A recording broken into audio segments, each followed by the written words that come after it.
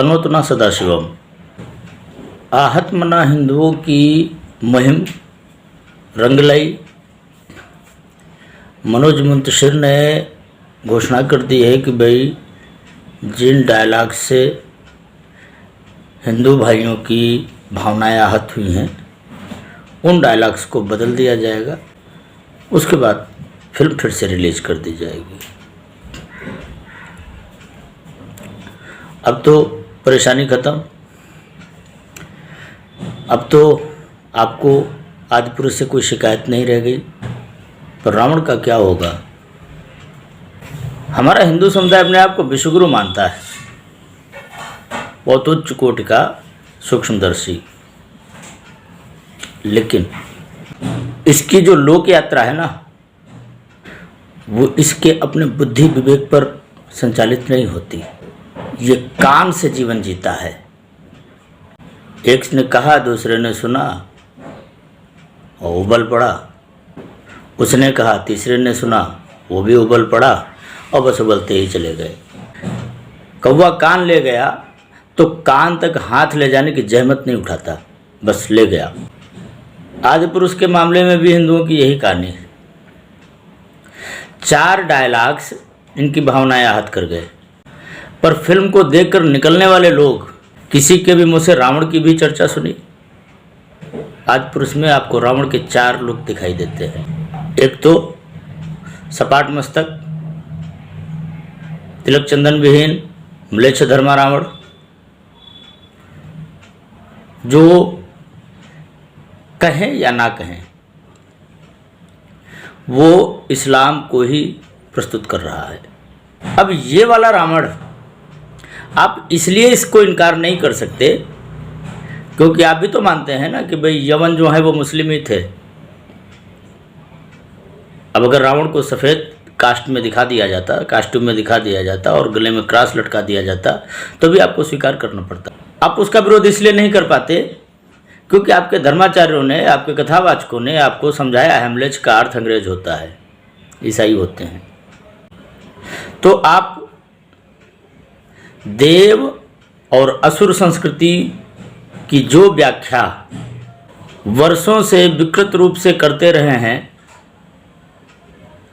अनजाने में करते रहे हैं, मूढ़तावशात करते रहे हैं, अज्ञानवशात करते रहे हैं, अशिक्षा के कारण करते रहे हैं और सुनते रहे हैं।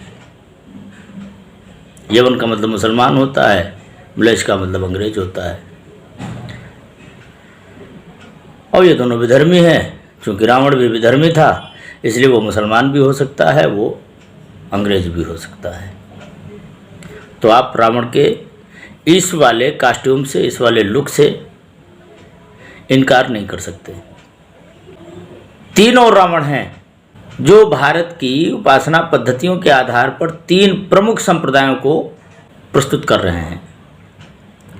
एक तो शैव संप्रदाय को प्रस्तुत करने वाला त्रिपुंडधारी रावण, दूसरा लाल तिलक वाला रावण और तीसरा वैष्णव संप्रदाय को रिप्रेजेंट करने वाला रामानंदी रावण।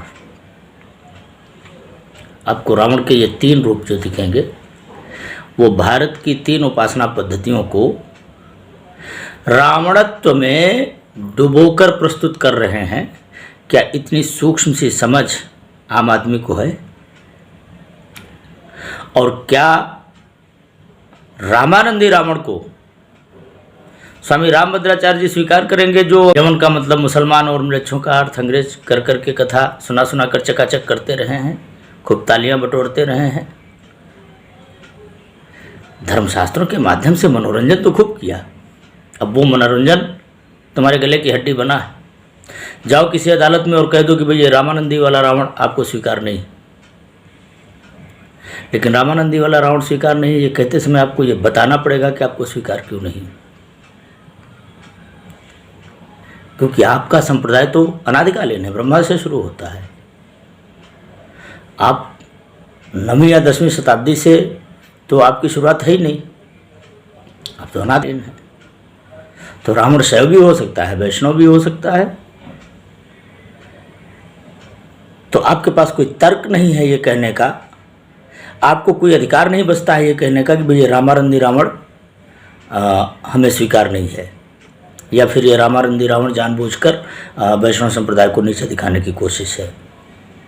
यद्यपि यही सही है, रामानंदी रावण बनाकर भारत के वैष्णव संप्रदाय को रावणत्व की सीमा रेखा में खड़ा कर दिया है आदिपुरुष ने। रामानंदी संप्रदाय का तिलक लगाकर रावण के माथे पर आदिपुरुष की कास्ट ने, आदिपुरुष के निर्माताओं ने, आदिपुरुष के प्लानकर्ताओं ने भारत के वैष्णव समाज पर ही चोट की है। सही यही है, लेकिन आपके पास एक भी तर्क नहीं है, एक भी युक्ति नहीं है जिसके आधार पर आप अदालत चले जाएं। और ध्यान रखना, डायलॉग बदल कर ये मूवी कास्ट कर दी जाएगी,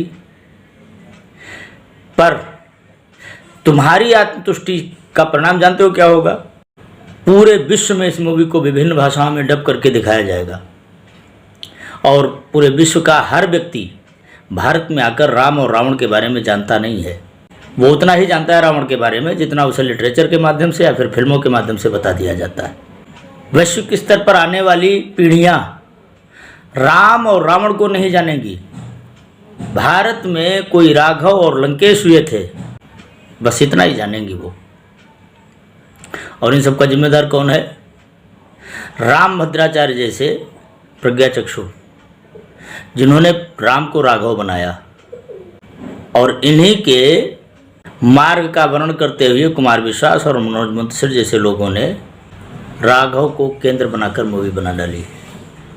राम को राघव बनाने का पाप किसने किया? रामभद्राचार्य ने। पाप इसलिए कहता हूँ क्योंकि राघव और राम के बीच एक बहुत ही गंभीर अंतर है। भारतीय संस्कृति में राम ब्रह्म का रूप है, तो भले ही दशरथ नंदन राम थे, पर राम का ब्रह्मत्व पूरी तरह मिट गया और इसको मिटाने का श्रेय जाएगा स्वामी रामभद्राचार्य को, और उसको आगे प्रसारित करने का श्रेय जाएगा आदिपुरुष को। क्या भारत का संत समुदाय इस विषय का संज्ञान लेगा? और संज्ञान इसलिए नहीं कि आदिपुरुष मूवी के रावण के लुक को चेंज करने के लिए आप आंदोलन करने लगे, नहीं। क्या अपनी मनोशुद्धि करेंगे? क्या भारतीय धर्माचार्य लोग, भारतीय कथावाचक लोग अपने शास्त्रों की ईमानदार व्याख्या करने को प्रस्तुत होंगे? आदिपुरुष ने आपको आपका आईना दिखाया है। अब ईश्वर ने जिन्हें प्रत्यक्ष दृष्टि ही नहीं दी, उन्हें तो रूप दिखाई ही कैसे देगा? पर जिन्हें प्रत्यक्ष दृष्टि दी है, क्या वो इस आईने में अपना चेहरा देखना चाहेंगे? यदि हाँ, तो शायद हिंदू जाति का कुछ भला हो सके, और यदि ना, तो आने वाला वक्त भी तुम्हें शासकीय स्तर पर इतनी उच्च कोटि की इच्छा शक्ति के बाद भी विश्वगुरु के पद पर नहीं पहुंचा सकेगी। तनोतना सदाशिवम।